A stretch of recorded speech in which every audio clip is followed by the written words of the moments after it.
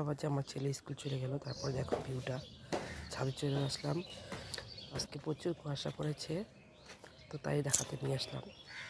First মনে আজকে এত কুয়াশা পড়েছে, দেখো জাস্ট।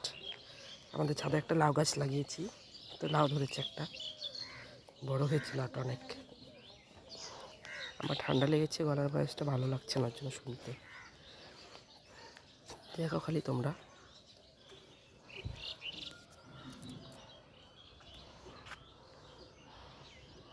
আমার মোবাইলে ক্যামেরাটা ভালো না, বোঝা যাচ্ছে না ভালো, কিন্তু অনেক কুয়াশা পড়েছে।